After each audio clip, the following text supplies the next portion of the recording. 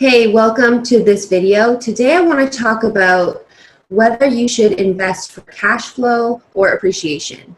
Now, it's a question that's often debated online, and everybody's opinion is legitimate and their own.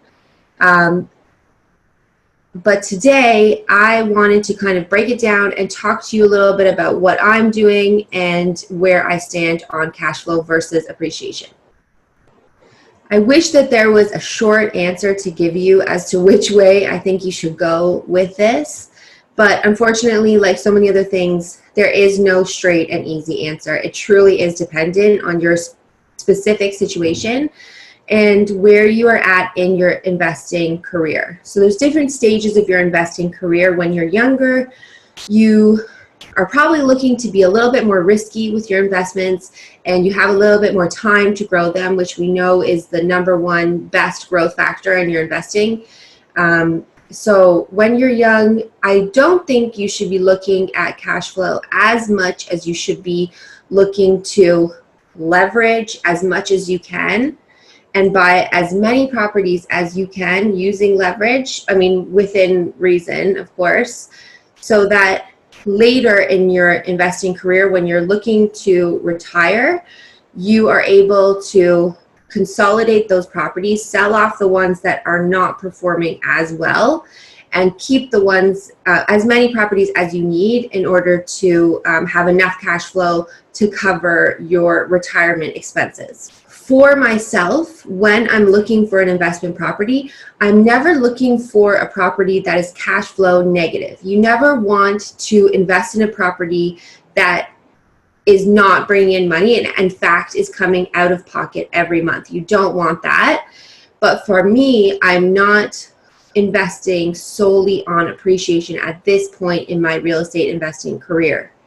I am working full-time, and as long as I'm able-bodied, I'm still working, and I'm not really looking at having my real estate portfolio fund my life at this point. I'm more looking for it to grow my wealth and my net worth at this point in my life. If I'm making, let's say, $200 or $300 cash flow on each of my properties, I don't even use that as, I don't spend any of that money. I use that to either reinvest or I put it into a fund to have backup savings in case anything goes wrong with the properties that I currently have.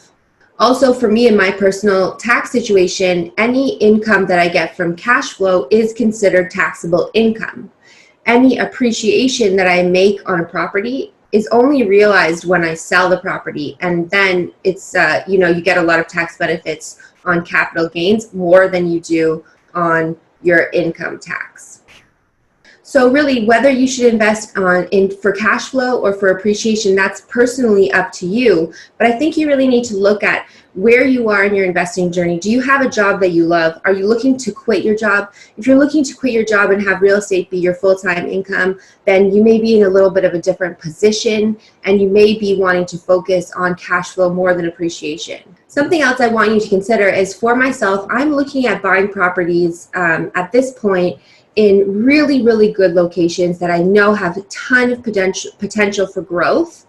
And so oftentimes in areas that are a little bit more of a hot market, and I'm looking for a little bit of a nicer property with a bit more of an upper class demographic as my rental pool, then those properties are going to typically appreciate more and cash flow less. Typically what you're looking at is in areas that have a lot of cash flow, properties that have a lot of cash flow, the area is more in transition, up and coming, maybe a little bit more of a rougher demographic and a little bit riskier. So you get rewarded with the cash flow. So when you look for places that maybe have a little bit more appreciation potential, you're going to get less cash flow. So if you see how it's kind of, they play off of each other in opposite ways, right?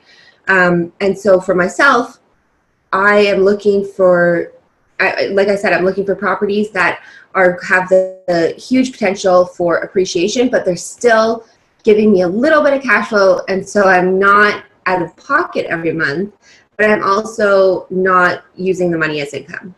I just wanted to hop on here and give you my 2 cents on cash flow versus appreciation, and just how I feel that the topic is a little bit controversial, and some people are strictly for cash flow and other people are strictly for appreciation, and you can be anywhere along that spectrum. But I really think that you have to look at your own specific goals, where you're at in your investing career, where you're at in your, your other business endeavors, and then you have to decide what is best for you personally. Just as another side note, when I first started investing in real estate, I invested in student rentals because of the cash flow. And ultimately, at the end of the day, because I was investing in an asset that was cash flowing more, it was a little bit more of a risky investment. And I found that the cash flow ended up getting eaten up a lot by the damages that the students did and the repairs and maintenance that I had to do to the places because of damages. So that's also something to keep in mind, is that even though you may be cash flowing a lot, there are certain capital expenditures that are going to come up in repairs and maintenance that could potentially eat into that cash flow. So don't bank on that being steady income every single month, because there are expenses that will come up that will eat into that. When you're looking for an investment property, you're going to be looking at a location with potential for appreciation and cash flow, and amongst other things. So I actually have a free checklist below for what you want to look for in a property specifically, a location and neighborhood specifically as well. So grab that in the link below, and it will go over some of the things that you need to look for to make sure that not only are you cash flow positive, but you have the potential to be also earning a lot through appreciation. So I hope you got value from this video. Feel free to like and share it and comment below, and I will see you in the next one.